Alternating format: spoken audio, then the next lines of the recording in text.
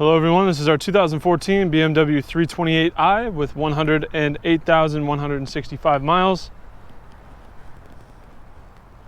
Beautiful glacier silver metallic, looks awesome. Heavy on the metallic. This paint does have a lot of personality. It looks really good, especially when the sun hits it. Don't let the mileage scare you off. This car is actually in really good shape. Does have a few minor cosmetic flaws throughout the body, but nothing significant, at least in my opinion, that would really just discourage somebody from ownership. Pardon my shadow early in the morning. Lighting is kind of aggressive. So looking here on the front end, we've got just a couple rock chips kind of scattered sporadically throughout the front. The headlight lenses look great. Those are still very clear, not banged up, not discolored, foggy or anything like that. We've got a few rock chips just on the where the hood meets the bumper. Really minor stuff, guys. Not something that you'd really notice just by walking around the car. Especially if you were to own it, you'd really have to comb through. The rock chips that it does have are very small and superficial.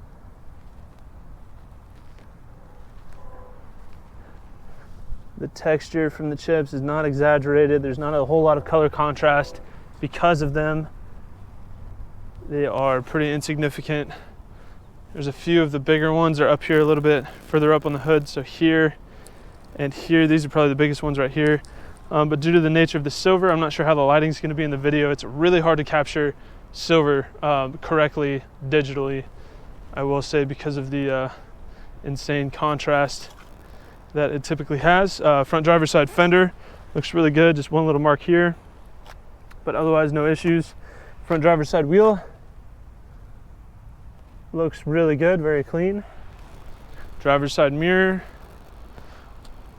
just a few small marks on the mirror cap, but nothing serious. Front driver's side door, small, very small chip there, one in the center, and that's it. Hardly noticeable at all. Rear driver's side door, small mark before the door handle, but that's it. Rear quarter panel, we've got just a few tiny marks. I mean, when I say superficial, I mean you are probably not ever going to notice these unless you really go looking for them. I'm having to get right up on the paint to point these out for you guys. It's not easy. Rear quarter panel looks great. Rear passenger wheel, a couple scratches on the finish, but again, very superficial, not very noticeable. Just a few marks on the spokes. As far as texture goes, there's not really any chips, rash, or anything like that, just a few small scratches. Moving around to the back, do have a few marks right here on the body line and a small defect in the paint here. We've got a backup camera and rear parking sensors, always nice to have. The car is not very big and it is pretty easy to park on its own, but a little extra help never hurt anybody. Top of the deck lid looks super clean, no marks there. Face of the trunk looks great, there's no blemishes there. And surprisingly enough, here on the top of the bumper leading into the trunk compartment, there are two tiny little rock chips, and that's it. Typically on cars, especially with 100K plus on them, this will be pretty marred up right here just from cargo going in and out over the years. And this one looks really good. That is a very uncommon thing. So take that for what that's worth. Rear passenger quarter panel looks good overall, but here where it meets the fender, we do have a small paint discrepancy and a small dent. Here in the back bumper, also a small spot there, paint discrepancy. But again, very minor details, not very visibly, easily seen, not very visible. Rear passenger wheel looks good overall. A couple small chips in the finish, but nothing very noticeable. Rear passenger door, a few rock chips in the middle there, but again, nothing substantial or noteworthy. Front passenger door, no marks, no issues. Passenger mirror cap, got a few rock chips kind of scattered intermittently throughout there, but nothing noticeable, nothing that stands out. Front passenger fender, we got a rock chip up front, pretty small, not very noticeable. And the front passenger wheel, we've got a little bit of rash here. Hard to say if that's from the curb or tire mount. It looks like it's from a curb, but still very minor. Overall, the wheel still looks pretty good. That's not something that really stands out. So I will go ahead and walk around the vehicle from a 1 foot distance to give you a better big picture idea of the overall condition of the vehicle. Here at Exotic Motorsports, we like to do these comprehensive walk-around videos to give our out-of-state buyers the confidence and peace of mind they need to purchase a vehicle from us sight unseen if they choose to do so. Walking around a vehicle from a 1 foot distance is a lot more indicative of what you might notice on a day-to-day basis and helps to separate the larger, more obvious flaws from the smaller, less significant ones, helping to give you a more accurate representation of the overall condition of the vehicle. Hopefully I've done that. Like I said, with this 328, pretty much all the flaws are really negligible and superficial. They're all really tiny rock chips and just really silly stuff that's not going to make you look at the car and go, oh gross, this thing's beat up. This car is still really clean, and the fact that it has the mileage that it does and still looks this good, in my opinion, is impressive and is a pretty irrefutable showcase of how the car's been treated in the past. Definitely a good thing. Here in the interior we have black leather with red contrast stitching. Looks killer. Always a classic combo.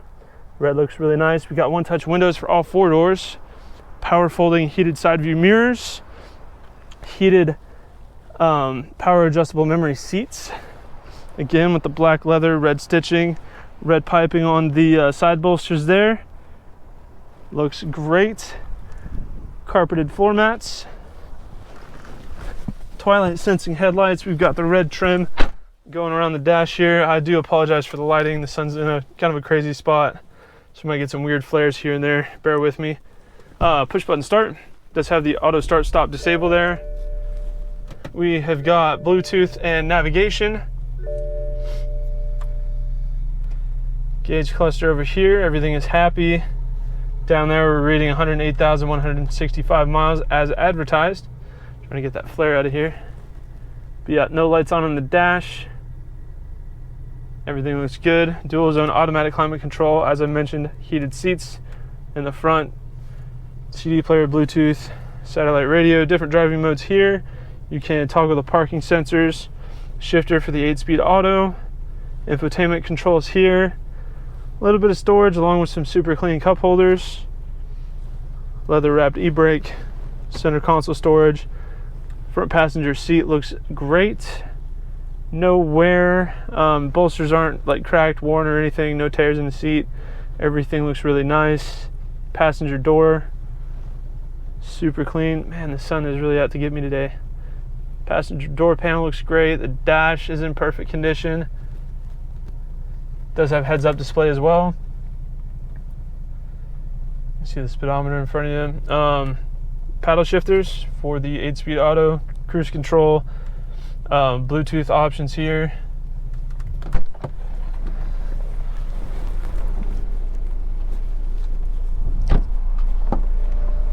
And here in the back seats look excellent. Absolutely no signs of use whatsoever. So with this being a 3 Series, obviously you're not going to have the room of a, you know, one-ton pickup, but it's still enough to where you can fit an adult in the back seat. I can't say I would willingly take a road trip in this car. Being 6'1", 190, I have the front seat adjusted to my liking. So if there were, you know, one of me in the front and then one of me in the back, roughly my size, it would be kind of a tight fit. The cutouts in the back seat help with that a little bit if I was to raise the incline for the seat. Climate control back here. But yeah, still comfy. My head does clear the ceiling, which is, to me, is a big deal. In a lot of the smaller sedans, there have been 4 doors where I can't sit in the back because I have to lean my head over like Dino from the Flintstones. It's just not comfortable. We also, I forgot to mention, have a sunroof, power sunroof with a manual cover. Pull twice on the hood latch. Just kind of a clever design. I like that, so you don't have to fumble under the hood and burn your fingers trying to look for the latch under here. You can just pull it twice. It's just as safe. So we've got a 2-liter 4-cylinder turbocharged engine powering this BMW, paired with an 8-speed automatic rear-wheel drive.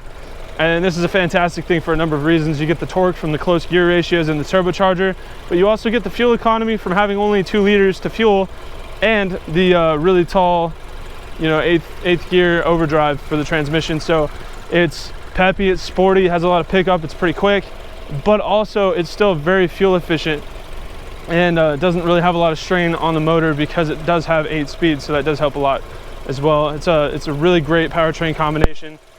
Car idles really smooth, sounds really healthy, runs and drives awesome, doesn't have any issues. As you saw, gauge cluster's happy. This is just overall very well taken care of, a very nice option car, definitely very economic, and would be a good investment for pretty much anybody. So that is our 2014 BMW 328i. If you have any further questions, please feel free to check out this car on our website at exoticmotorsportsok.com.